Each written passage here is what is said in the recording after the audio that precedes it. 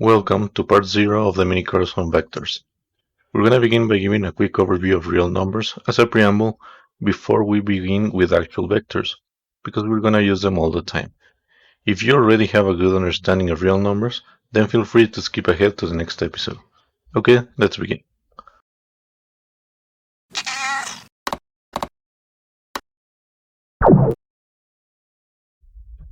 First of all, let's look at natural numbers. They're the easiest and most natural, and they were your very first approach to numbers, because they're the ones we use to count. If we draw the natural numbers in a number line, you can see they begin at 1 and can grow infinitely. The symbol for this set of numbers is an N with a second vertical line, like this.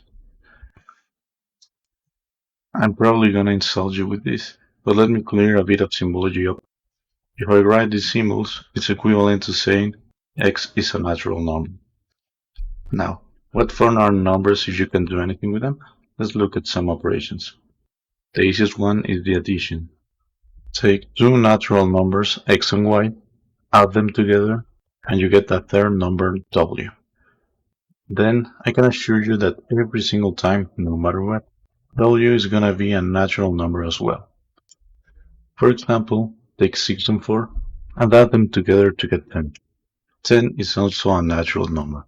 Try as many cases as you like, this fact won't change. Now let's look at the next possible operation, subtraction. Editor's note, I just realized I added an extra s to this word throughout the video. Sorry about that. Anyway, back to the video. If you take two natural numbers x and y and subtract one from the other, you'll get a third number w. But the catch is that this number isn't necessarily a natural number. It could be, but it doesn't have to be. Why is this? It's easiest to explain with a number line. You see, addition in a number line is a movement towards the right, so no matter where you begin, you will always find another natural number. During subtraction, the movement is to the left.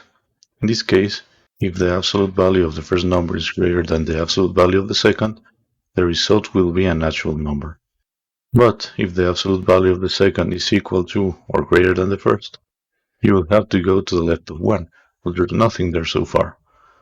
So, the natural numbers are not broad enough anymore, which naturally leads us into integers. Integers are a broader set than naturals. They introduce negative numbers and 0. So this time we go from negative infinity all the way to infinity. The symbol for this set is a z with a second diagonal line. There's not much more to add, so let's look at operations. Addition is exactly the same as in natural numbers. If you take two integers x and y and add them together, the result will always be an integer. What about subtraction? Unlike naturals, if you take two integers and subtract one from the other, the result will always be an integer. This is because now we can move in our number line infinitely to the left or to the right. This is probably my second insult to you, but always remember these rules for different symbols. Plus and plus is still plus. Any combination of plus and minus is minus, and minus times minus transforms into plus. Now we're ready to introduce multiplication, which if you remember, is equivalent to adding a number x to itself y times. So if you take two integers x and y and multiply them together, you'll get a third number w. This number will always be an integer no matter what. The movement along the number line is not as simple as in the previous cases, as the signs can be all over the place, but the gist of it is this. If you take two whole numbers and multiply them together, you might move left or right, but you'll always land on another whole number. It's impossible to get a number that isn't whole by adding y times a whole number x. Next operation we can do is division. A division is a ratio of two integers. As they usually put it in elementary school, how many times can you fit a number y into a number x? Notice that this ratio can be whole. For example, you can fit 2 exactly 2 times in 4, or you can fit 10 5 times into 50 exactly. But this isn't always the case. For example, how many times can you fit 4 into 3? 1 is too much, 0 is too little. If we draw the number line again, you can see that this ratio lands somewhere in between the blank spaces we have. Now, here I purposely drawn it incorrectly to illustrate this point, but you already know 3/4 lands between 0 and 1. But the point I'm trying to make is that integers are not broad enough anymore. Introducing rational numbers. A rational number is a ratio of two integers. For instance, 3/4, 2/8, -1/2, or 16/481. The one thing you have to be extremely careful about is dividing by 0. Remember, this is undefined. Any number divided by 0 doesn't exist. We don't know what it is. Some will speak loosely and say it's infinity, but strictly speaking, we say it's undefined. Now, rational numbers always have two representations. The first is the one I've shown you so far, a fraction. But there's always a decimal representation, aka a whole number and a bunch of decimal numbers. The one characteristic rational numbers have is that their decimal representation always has either a finite or a repetitive decimal part. Some examples are 0.1, 2.4, 3.5, 3.33333, 21.21212121, and so on. If we draw the number line again, you can see that rational numbers include integers and some of the spaces between integers. So now I ask you, can we fill in all the blanks we have between integers with rational numbers? And by blanks I'm referring to all the spaces I'm painting with green in the number line. Well, the answer is no, we can't. And the reason for this is simple. There are numbers which cannot be represented by the ratio of two integers, which leads us into irrational numbers. The best way I have of describing irrational numbers is that they are everything else. Anything we haven't covered so far is an irrational number. I can tell you what they are not. They are naturals, integers, or rational numbers. Some good examples of irrational numbers are pi, square root of 2, Euler's number, square root of 3, the golden ratio, square root of 5, and many, many more. In fact, irrational numbers are a huge set. The same operations can be applied on them: addition, subtraction, multiplication, and division, and doing them with at least one irrational number, the result will yield another irrational number. The one characteristic irrational numbers do have is that they have an infinite, non-repetitive sequence of decimals. How many decimals of pi do you know by heart? The symbol for this set of numbers is a p with an extra vertical line. Now notice the following.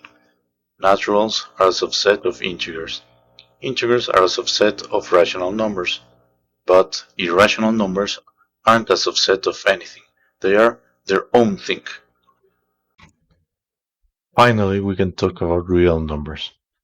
The symbol for this set is an R with an extra vertical line, and they are the union of rational and irrational numbers. If we draw our number line one last time, you'll find that real numbers finally include every single number. There are no gaps left, which is why real numbers are a continuous set. You'll also hear people say they're a dense set, which loosely speaking means that you can always find a real number between two real numbers, no matter how extremely, infinitely close or far apart they are from one another.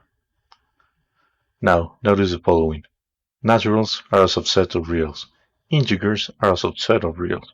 Rational numbers are a subset of reals. And irrational numbers are also a subset of reals. Reals are the subset to rule them all. Regarding the operations one can perform with real numbers, addition, subtraction, multiplication, and division are still defined. Division by 0 is still undefined. Performing any of these operations with two real numbers will always yield another real number. Now, you might be under the impression that real numbers are the end-all be-all of numbers, but that's far from the truth. Here, let me give you a teaser by talking about exponentiation. Take two numbers, a real number x and an integer y, and raise x to the power of y. When you multiply x by itself y times. Is the result a real number?